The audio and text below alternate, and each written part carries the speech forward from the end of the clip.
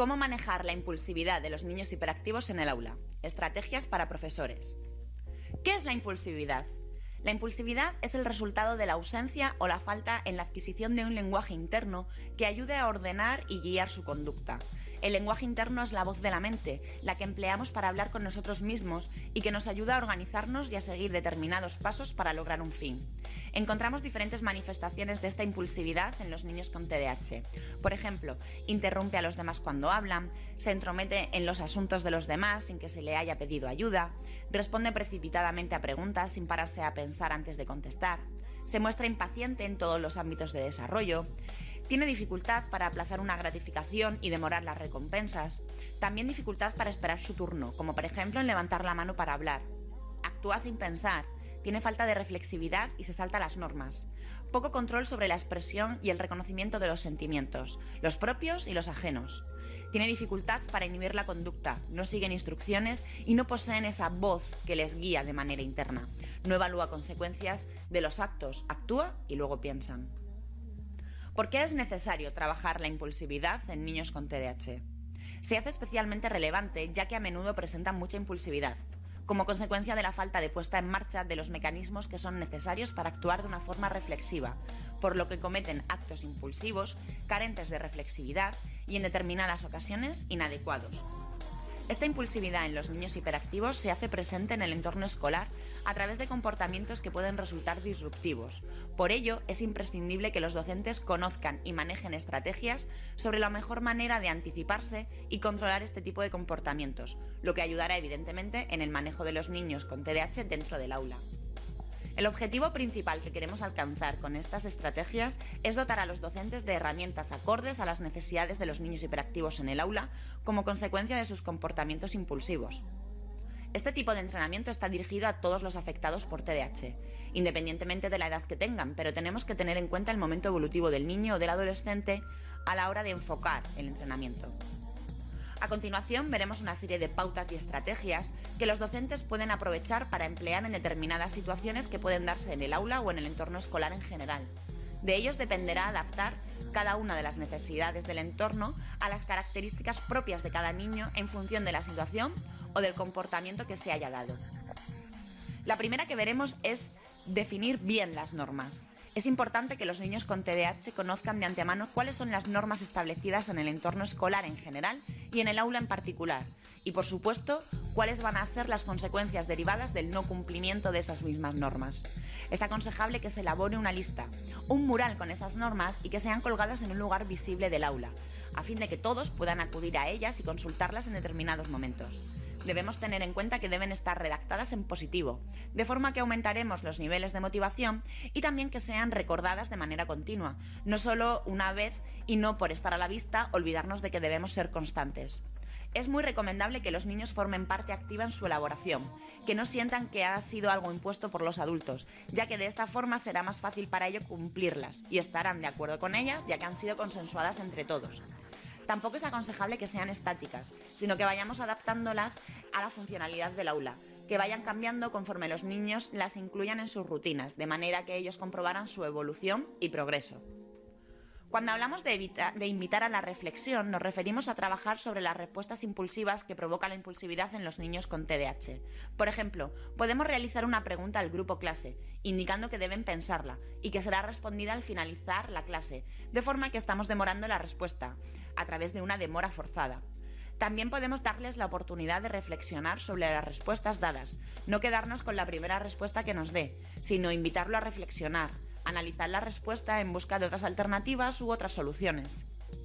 También podemos reflexionar, y es muy importante hacerlo, sobre los comportamientos, las decisiones que se han tomado en clase, la relación que establecen con los compañeros. Las herramientas para recordar nos brindan la oportunidad de trabajar la demora forzada y la reflexión. Por ejemplo, si se implanta la norma de escribir las respuestas que se dan a una pregunta, estamos trabajando sobre la anteriormente nombrada demora forzada, porque no puede responder de manera inmediata, e invitamos a la reflexión, ya que el niño debe escribir su respuesta de forma que pueda repasarla, no olvidando nada y dando una respuesta completa a la pregunta formulada. Ayudarle a generar alternativas nos brinda la oportunidad de llevar a cabo ejercicios de reflexión antes y después, de determinadas conductas o acciones. Por ejemplo, podemos analizar una respuesta que haya dado para hacerle ver, mediante preguntas guiadas, qué otras respuestas podía haber dado, si la que ha empleado estaba bien elegida o no y por qué, si se ha perjudicado a alguien, incluyéndose él mismo con la decisión tomada, etc. Recordemos que la impulsividad no solo se muestra en respuestas verbales, sino también en respuestas motoras, por lo que pueden darse circunstancias de comportamientos disruptivos en el aula como consecuencia de esa impulsividad. En este caso hablamos de levantarse en medio de clase, ponerse a cantar o a hablar en medio de una explicación. Ante estas situaciones también debemos invitarle a pensar, a analizar la conducta y a generar nuevas alternativas para la próxima vez que se vaya a dar esa situación. El modelado cognitivo es una herramienta muy recomendable para ejercer como modelo participativo para todo el grupo clase. En él, lo que hacemos es hacer partícipe a toda la clase de los procesos que se van desarrollando conforme se llevan a cabo. Por ejemplo, cuando vamos a explicar la resolución matemática de un problema, vamos verbalizando en voz alta los pasos necesarios que deben ir tomándose para que sea adecuado, de forma que los niños pueden ir interiorizando esas instrucciones, que serán en un futuro autoinstrucciones, y los docentes sean los modelos que imiten y copien los alumnos para resolverlo de una manera adecuada. Esto podemos generalizarlo también al ámbito social, no solo acotarlo al plano académico. Será importante, de cara a controlar los comportamientos impulsivos, intervenir, como hemos dicho, en todos los ambientes, prestando una atención aún si cabe más específica en momentos como los recreos, excursiones o fiestas del centro. ¿Por qué? Pues porque en estas situaciones es cuando el niño está en entornos menos controlados, cuando puede dejarse llevar de manera más impulsiva, ya que él puede conocer las normas de funcionamiento de clase, pero al ser un ambiente menos estructurado, con más capacidad de improvisación, el alumno puede, y de hecho ocurre, dejarse llevar. Es imprescindible que favorezcamos el autocontrol a través del empleo y del entrenamiento en autoinstrucciones. Lo que perseguimos con este entrenamiento específico es que el alumno modifique su lenguaje interno o que lo adquiera si carece de él, de forma que emplee las autoverbalizaciones para guiar su conducta y sus respuestas. Por ejemplo, en la realización de tareas, lo que le va a ayudar a lograr el éxito en lo que se proponga y a controlar poco a poco su conducta impulsiva. Deberá ir interiorizando los pasos necesarios para emplear el lenguaje interno de una manera adecuada y que sea efectivo y funcional para organizar sus pensamientos y enfrentarse a una determinada situación de una manera más ordenada y positiva que si no las emplease. Un buen método que podemos y debemos poner en práctica para ir comprobando la evolución en el aprendizaje de las autoinstrucciones es la verbalización en voz alta, para comprobar que las hace bien y que las va interiorizando y dando resultado. Como siempre que trabajamos y entrenamos a niños con TDAH, el empleo de reforzadores es muy adecuado y beneficioso como refuerzo positivo a acciones bien ejecutadas. Podemos emplearlos en diferentes ocasiones y son muy beneficiosos tanto para comportamientos sociales como para los académicos, ya que se ha demostrado que la motivación es uno de los aspectos sobre los que más hay que influir, como aspecto relevante para su autoestima y su autoconcepto. Debemos tener en cuenta que debemos preservar en su empleo para que surta efecto esperado, siendo otorgados al niño justo después de la conducta o hecho que queremos reforzar, para que él relacione la conducta con la recompensa.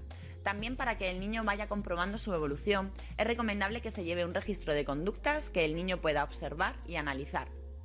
Imprescindible para que el entrenamiento funcione adecuadamente y obtengamos los resultados esperados es que los docentes sepan mantener la calma, es decir, perseverar como modelo de buena conducta para los niños. Por ejemplo, ante episodios de impulsividad o hiperactividad extrema, no es aconsejable que los docentes se pongan al nivel de los niños, sino que debemos pensar que muchas de las conductas disruptivas que presentan los niños tienden a desaparecer cuando no consiguen llamar la atención, cuando no obtienen respuesta por el resto de la gente. Por ello es importante que nos mostremos calmados, decididos en nuestras acciones y haciéndonos respetar. Una de las respuestas más negativas de la impulsividad es la falta o ausencia total de reflexión, por lo que ante determinadas conductas debemos ser capaces de separar esta de la persona. Pensar que el niño no ha querido hacer eso, sino que se ha dejado llevar por el impulso sin haber reflexionado de manera previa acerca de su comportamiento y de las consecuencias que podía tener. Por ello, en las ocasiones en que debamos llamarle la atención por alguna conducta, podemos hacerlo en privado, sin que se convierta en el centro de atención por algún reproche, evitar las comparaciones con los comportamientos de los compañeros, ya que cada niño es distinto, y evitar los comentarios negativos o despectivos. No olvidemos que después de un comportamiento disruptivo debe darse una consecuencia de manera inmediata. Con el aumento y la mejora de la autoestima del niño, mejoran de manera transversal muchos otros aspectos y comportamientos, por lo que debemos centrarnos en mejorar este aspecto. Para ello podemos emplear algún gesto para cuando anticipemos determinados comportamientos que puedan darse en el niño, lo que conocemos como anticipación, para evitar que se produzca. Con esto estamos eliminando comportamientos no deseados, con lo que no deberemos regañar al niño y por el contrario sí que podemos reforzarlo por haberlo hecho bien. Evidentemente esto aumentará su autoestima. La técnica del semáforo para autorregular el comportamiento es muy recomendable en dinámicas grupales, en las que todos los niños han recibido las mismas instrucciones, de forma que van siendo ellos los que regulan e influyen en el comportamiento de los compañeros. Para llevarla a cabo colocaremos un disco verde en un lugar visible para todos, que significa que el comportamiento del grupo está siendo adecuado. Este se sustituirá por uno de color amarillo cuando el comportamiento general empiece a no ser el deseado y se tornará en rojo cuando sean comportamientos muy disruptivos. De manera general no suele llegarse nunca al rojo porque unos a otros van avisándose y regulando la conducta grupal cuando se está en amarillo. Evidentemente es necesario que todo esto se explique de antemano a los niños. Finalmente, las técnicas de relajación han sido muy beneficiosas en general, presentando a los niños su ejecución cuando los niveles de impulsividad o ansiedad se elevan, de manera que la vemos como otra forma de autorregulación. Para que sea efectiva, los chicos han tenido que ser instruidos en ella, conocerla y saber ponerla en práctica. Por todo esto, puede resultar muy beneficioso emplear unas sesiones a su aprendizaje grupal, para que cada niño la ponga en juego en los momentos en los que lo necesite.